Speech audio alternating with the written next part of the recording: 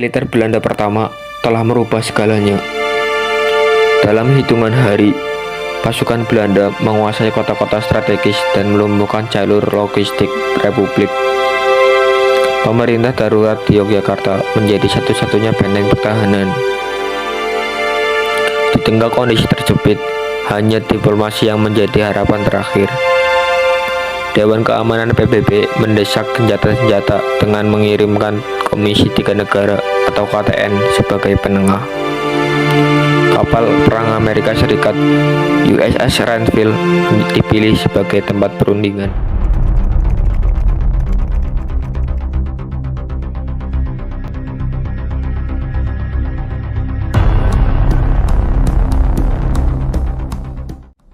Mereka mengklaim semua wilayah standar tersebut. Garis pamuk tipe yang mereka sebut. Ini bukan sekadar garis, ini adalah upaya untuk membelah Republik Jawa dan Sumatera. Kita terancam terpotong-potong. Saya kawan, Amir, posisi kita lemah. Dunia internasional hanya menawarkan media, bukan intervensi militer. Kita tidak punya pilihan lain kecuali nerima ini. Meski kita tahu mereka punya atu asli. Nah, kita harus memanfaatkan KTN.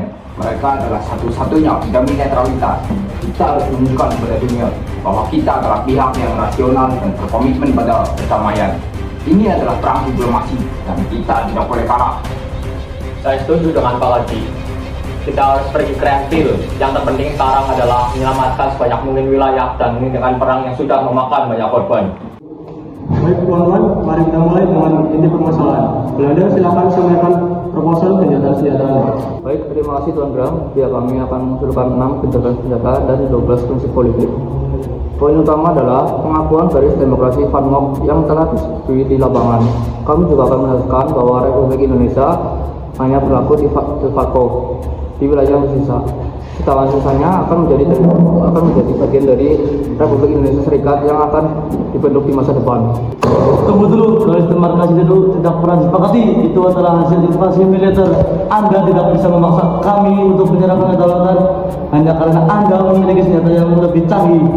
Kami menolak garis panggung. Tuan-tuan harap tenang. Tuan Amir harap tenang. Ini adalah perundingan. Kita harus mengambil jalan tengah. Apakah Anda memiliki proposal balasan? Kami menyebut bahwa senjata harus berlaku tanpa syarat dan bahwa Belanda harus menarik pasukannya ke posisi sebelum Juli 1940. Kami juga menuntut bahwa Belanda harus mengakui kedaulatan penuh Republik Indonesia. Kalau itu kami tidak akan menarik pasukan kami dari wilayah yang telah kami sebut dengan Surabaya. Itu adalah hal yang tidak mungkin. Tuan-tuan, sepertinya Belanda tidak akan menyerah sendiri. Mereka sudah menguasai wilayah tersebut. Kita harus menunjukkan solusi untuk menengahi permasalahan ini. Oleh karena itu, saya memiliki 6 prinsip teman. Ini termasuk dengan penghentian permusuhan dan hak penduduk untuk memilih nasib mereka. Saya setuju. Ini adalah satu-satunya jalan. Kita harus memberikan tangan kepada dia di Indonesia untuk memahami prinsip-prinsip ini. Mereka harus memahami bahwa jika tidak ada kesepakatan maka tidak akan ada pengakuan begitu. Tuan-tuan, ini memang sangat sulit, tapi kita harus melakukan. Kita akan kirimkan proposal ini kepada delegasi Indonesia sebagai cara menyelamatkan mereka dari agresi yang lebih besar.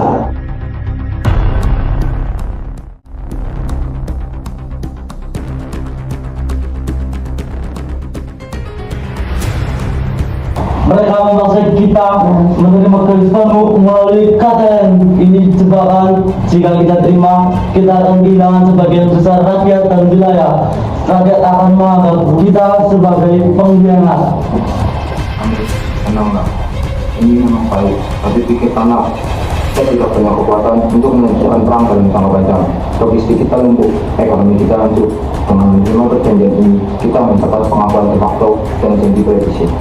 Kita bisa membangun kekuatan politik dan militer kita di wilayah yang tersisa. Sih benar. KTN menjamin bahwa wilayah yang diduduki akan memiliki hak untuk revisi di masa. Kita masih punya kesempatan. Ini adalah langkah mundur strategis, bukan kekalahan. Dan yang paling penting, kita menghentikan korban jiwanya. Setiap hari perundingan ini tertunda, setiap hari itu pula nyawa melayang.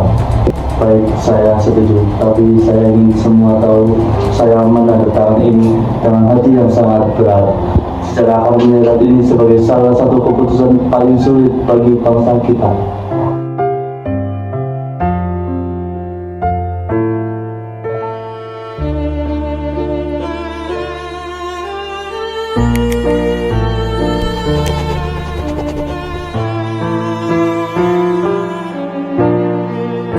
Januari 1948, Perjanjian Renville ditandatangani. Perjanjian ini bagai pedang bermata dua. Di satu sisi, ia menghentikan perang dan memberikan pengakuan de facto atas eksistensi republik. Di sisi lain, ia memaksa pasukan TNI untuk mundur dari wilayah-wilayah yang sudah mereka perjuangkan dan menyisakan banyak rakyat di bawah kekuasaan Belanda. Perjanjian ini memicu kekecewaan dan gejolak politik.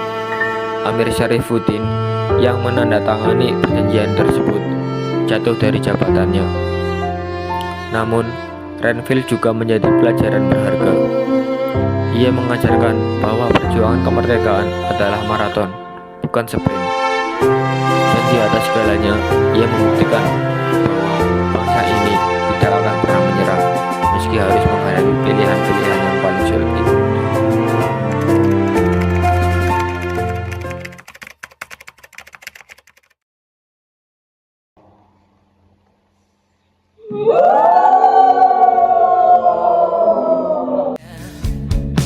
Semua tak baik saja, ada masanya